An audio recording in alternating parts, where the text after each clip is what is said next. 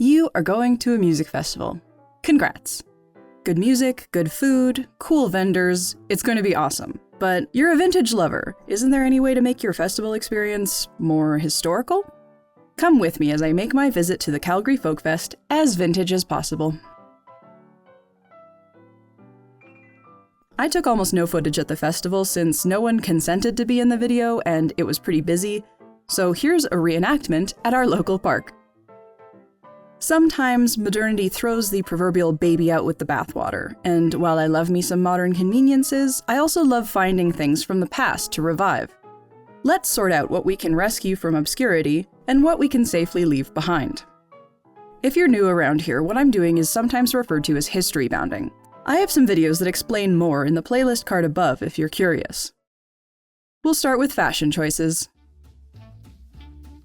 Obviously, you don't have to put any more thought into this than just wearing vintage clothes you already own, but music festivals offer a chance to be a little bit more exuberant and creative than usual. Looking through historical beach or picnic wear is a good place to start to get some inspiration.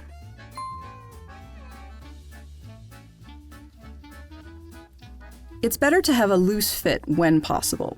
Flowy clothes are cooler than tight-fitting ones, no matter the fiber. With loose garments, air passes over your skin as you sweat.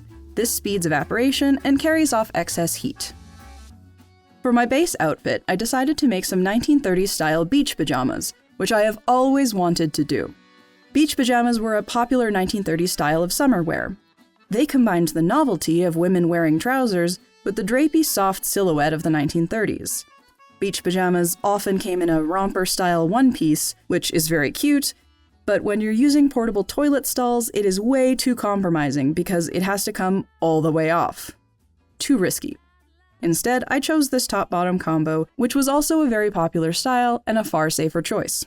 I used this free pattern that Gertie from Charm Patterns offered as a promotion with B&L Fabrics. Whether you live in a warm or cold climate, layers are key. Being able to add layers if the temperature drops, or shed layers if you're rained on, is very helpful. This way, a temporary weather event doesn't ruin your whole day. For the outer layer, I didn't look for a pattern from the 1930s. I don't know why. I instead decided to recreate a coat pattern from the Erjosnes excavation book. With the right fabric and closure, I was sure that I could make this coat blend in with my 1930s beachy look. While I get those going, let's see how else you can make your festival experience historical.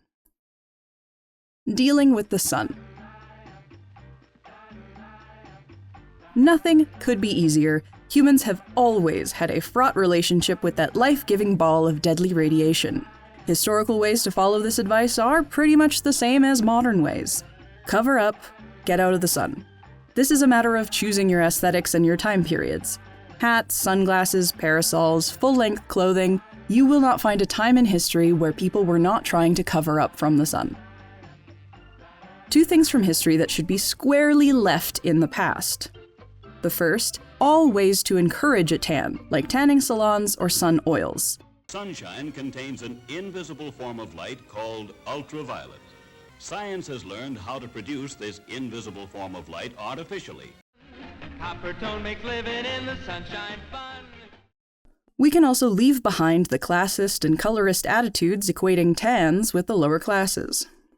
A modern solution that we should embrace is sunblock.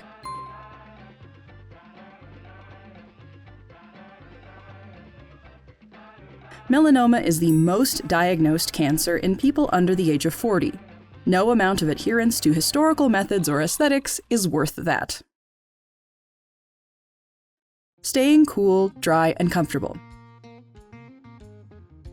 Battery-powered fans, nylon ripstop tarps, plastic ponchos, these are all fine, but swapping them for a hand fan, canvas duck cloth, and a fashionable coat can be very effective and stylish. Please note that historical canvas cloth was waterproofed with waxes and oils when it was used in this way. If it's untreated duck canvas, it can still absorb water. But I have found that if it's raining hard enough that you get wet under duck cloth, you are never going to stay dry.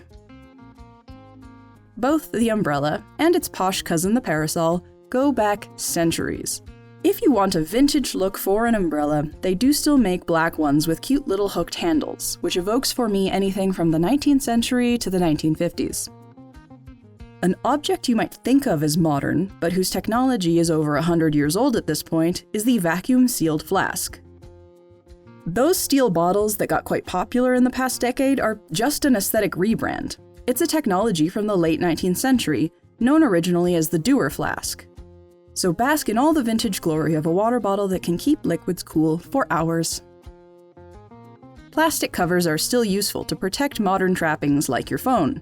Don't let aesthetic stubbornness wreck your expensive pocket supercomputer.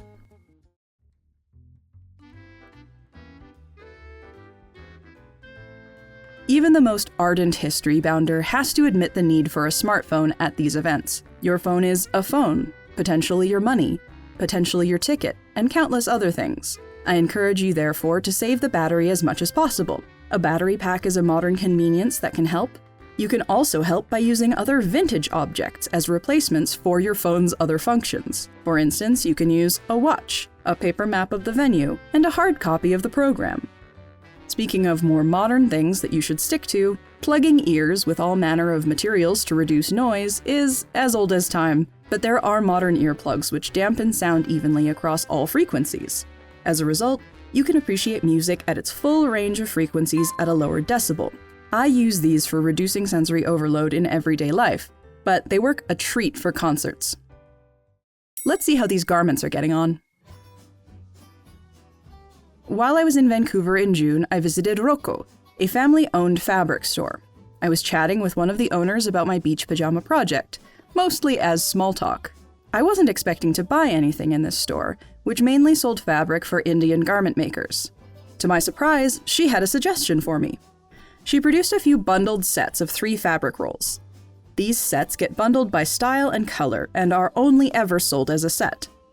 This makes buying fabric for coordinated outfits like the Salwar Kameez much easier. And because I was making a coordinated outfit, she was able to use her experience to know exactly how much I needed just by looking at me. And she nailed it.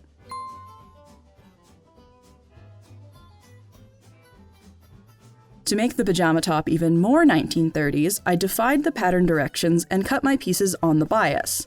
Caution when doing this. It makes an already slippy fabric even more slippy and stretchy. To make it even more 1930s flowy, I used a narrow hem foot and kept the fabric taut while I was hemming. This kept the hem lightweight and leans into the bias stretch to make it warp very pleasingly. This is not an exact science and can be a bit of a high-risk, high-reward situation. You are technically doing something wrong by doing it this way. Proceed with caution. For the coat, I sized up the gridded pattern in the Medieval Garments Reconstructed book. Side note, did y'all know that this book is available as an ebook? It's only 165 Danish krone, which is about $22 US. This was a revelation. I'll link the publisher's page in the description.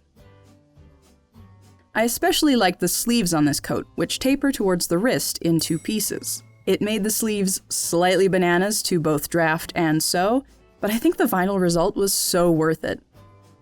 I made some adjustments to create the 1930s sleeve look, which often had a bigger top and a fitted bias cut bottom. I did this by narrowing the bottom sleeve, relying on the stretch to give it that same bias cut look.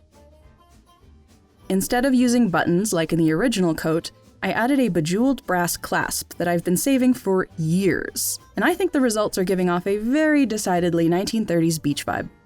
I'm completely in love with this coat and the pajamas. They were cool, comfortable, and felt oh so fancy, even while sitting on the grass in the rain. I had a marvelous time. At this point, we must note that things crop up at music festivals which should stay in the past, and some current things which should become past tense in a quick hurry. Cultural appropriation, for example, makes infamous appearances at music festivals. I could write a whole other video to explore music festival aesthetics derived from 60s hippie culture, which itself is rife with cultural appropriation. But let's keep it simple. For the love of all things sacred, literally, please stop wearing indigenous regalia. Please. But I digress. I had a great time at Folkfest. Despite the rain, wind, and blazing sunshine, I was comfortable and dry the whole time. My vintage swaps did amazing work, and I hope you enjoyed seeing the results. What modern things have you replaced with their vintage equivalents? Let me know in the comments below. I love hearing how all of you history-bound your lives. If you like this video, make sure to subscribe, like, and click the notification bell to find out when I put out new videos. It's been a minute since I've put something out, and I'm so grateful for the break, but I'm also really happy to be back. If you want to support me financially, you can buy me a coffee or become a patron at the links below. Thank you so much for watching. Have a great week, and I'll see you soon!